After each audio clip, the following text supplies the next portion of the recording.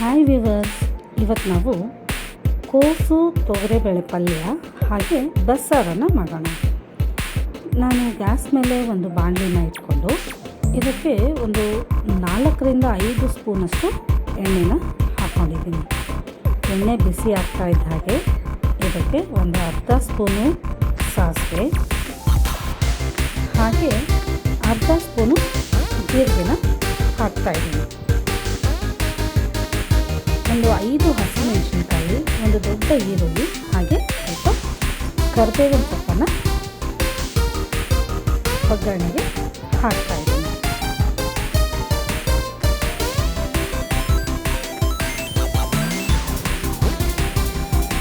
ಈರುಳ್ಳಿನ ಚೆನ್ನಾಗಿ ಫ್ರೈ ಮಾಡ್ಕೋಬೇಕು. ಸ್ವಲ್ಪ ಈರುಳ್ಳಿ ಬಣ್ಣ ಚೇಂಜ್ ಆಗ್ತಾ ಇದ್ದಾಗ ಇದಕ್ಕೆ ಒಂದು ಅರ್ಧ ಟೀ ಸ್ಪೂನಷ್ಟು ಅರಿಶಿನ ಪುಡಿನ ಹಾಕಿ ಇನ್ನೊಂದು 2-3 ಸೆಕೆಂಡ್ ಬೇಯಿಸ್ಕೊಂಡು ಬೇಯಿಸಿ ಇಟ್ಟಂಥ ಬೇಳೆನ ಈ ಒಗ್ಗರಣೆ ಹಾಕ್ಕೊಳ್ತಾ ಇದ್ದೀನಿ.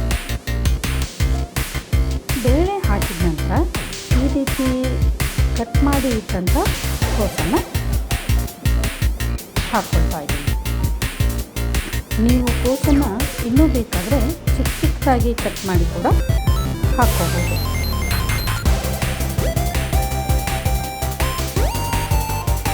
ಇದನ್ನೆಲ್ಲ ಚೆನ್ನಾಗಿ ಮಿಕ್ಸ್ ಮಾಡಿ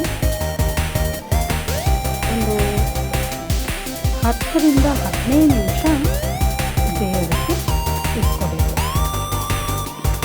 ರುಚಿಗೆ ತಕ್ಕಷ್ಟು ಬಣ್ಣ ಹಾಕಿ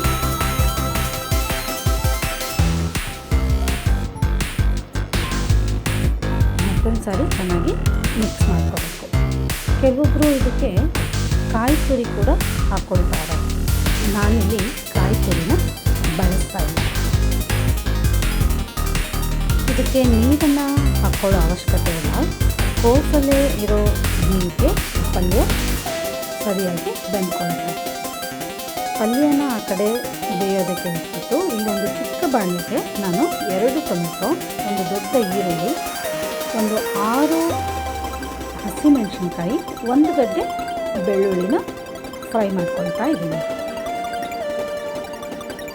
ಇದಕ್ಕೆ ಒಂದು 2-3 ಸ್ಪೂನಷ್ಟು ಎಣ್ಣೆನ ಹಾಕ್ಕೋಬೇಕು.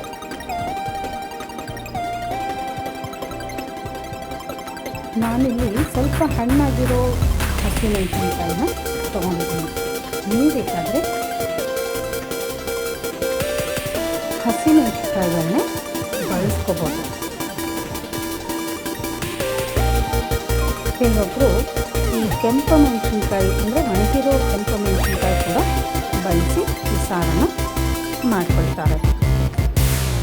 ಈರುಳ್ಳಿ ಎಲ್ಲ ಚೆನ್ನಾಗಿ ಸ್ವಲ್ಪ ಫ್ರೈ ಆಗ್ತಾ ಇದ್ದಾಗೆ ನಾವು ಕಟ್ ಮಾಡಿ ಇಟ್ಟಂಥ ಈ ಟೊಮೆಟೊ ಕೂಡ ಹಾಕ್ಕೊಂಡು ಚೆನ್ನಾಗಿ ಫ್ರೈ ಮಾಡ್ಕೊಳ್ಬೇಕು.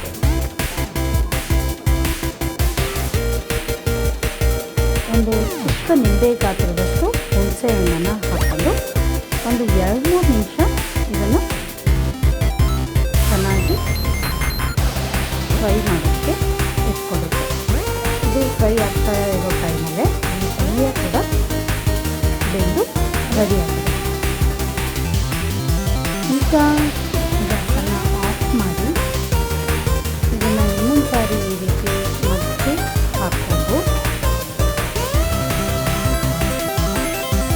ಈಗ ಇದಕ್ಕೆ 1 ಸ್ಪೂನಷ್ಟು ಜೀರಿಗೆ ಹಾಗೆ 1 ಸ್ಪೂನಷ್ಟು ಕಾಳು ಮೆಣಸನ್ನು ಹಾಕ್ಕೊಳ್ತಾ ಇದ್ದೀನಿ. ಇಷ್ಟರಲ್ಲೇ ಈ ಪಲ್ಯ ಕೂಡ ರೆಡಿಯಾಗಿದೆ. ನಾವು ಫ್ರೈ ಮಾಡಿ ಇಟ್ಟಂಥ ಟೊಮೆಟೊ, ಈರುಳ್ಳಿ ಎಲ್ಲ ತಣ್ಣಗಾದ್ಮೇಲೆ ಇದನ್ನು ಮಿಕ್ಸಿ ಜಾರ್ ಹಾಕಿ ನಾವು ಪೇಸ್ಟ್ ಮಾಡ್ಕೊಳ್ಳೋಣ.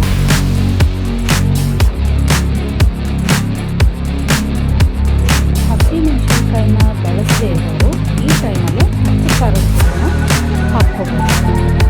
ಸ್ವಲ್ಪ ಕೊತ್ತಂಬರಿ ಸೊಪ್ಪನ್ನು ಹಾಕಿ ಇದನ್ನು ಚೆನ್ನಾಗಿ ರುಬ್ಕೋಬೇಕು.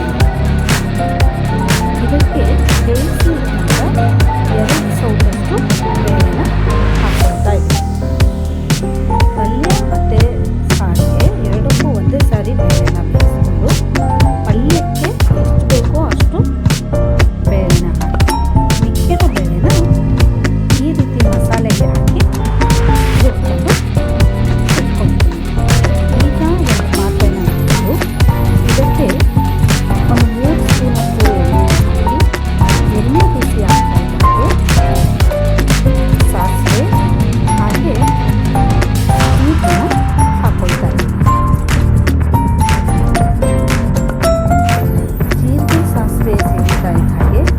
ಸ್ವಲ್ಪ ಕರಿಬೇವು ಸೊಪ್ಪನ್ನು ಹಾಕಿ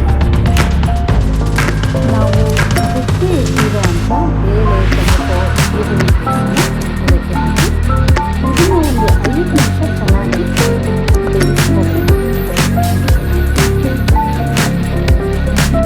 ಇದು ಚೆನ್ನಾಗಿ ಬೇಯ್ತಾ ಇದ್ದಂಗೆ ಬೀಜವನ್ನು ಹಾಗೆ ಈ ಬೇಳೆನ ನಾವು ಕುದಿಸಿರ್ತೀವಲ್ಲ ಆ ಕಟ್ಟನ್ನು ಹಾಕಿ ನೀರು ನಮಗೆ ಎಷ್ಟು ಬೇಕು ಅಂದರೆ ಸಾರಿನ ಎಷ್ಟು ಬೇಕೋ ನೀರನ್ನು ಹಾಕಿ ಒಂದು ಅರ್ಧ ಟೀಸ್ಪೂನಷ್ಟು ಅರಿಶಿನ ಪುಡಿ ಹಾಗೆ ರುಚಿಗೆ ತಕ್ಕಷ್ಟು ಉಪ್ಪನ್ನು ಹಾಕ್ಕೊಳ್ತಾ ಇದ್ದೀನಿ. ಸ್ವಲ್ಪ ಬೆಲ್ಲ ಕೂಡ ನಾನು ಬಳಸ್ತಾ ಇದ್ದೀನಿ.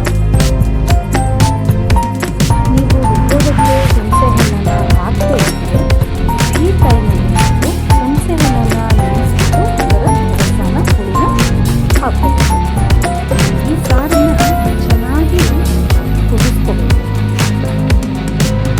ಕೆಲವೊಬ್ಬರು ಈ ಥರ ನೊರೆ ಬಂದಾಗ ಆ ನೊರೆನೆಲ್ಲ ತೆಗೆದುಬಿಡ್ತಾರೆ.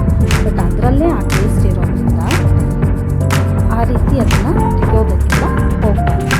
ಇದನ್ನು ಚೆನ್ನಾಗಿ ಕುದಿಸಿ ಈಗ ಇದನ್ನು ಸರ್ವ್ ಮಾಡ್ಬೋದು. ತುಂಬ ಸುಲಭವಾಗಿ ಪಲ್ಯ ಸಾರು ರೆಡಿಯಾಗಿದೆ. ಈ ಸಾರು ಪಲ್ಯ ಮುದ್ದೆ ಜೊತೆ ಅಥವಾ ಚಪಾತಿ ಜೊತೆ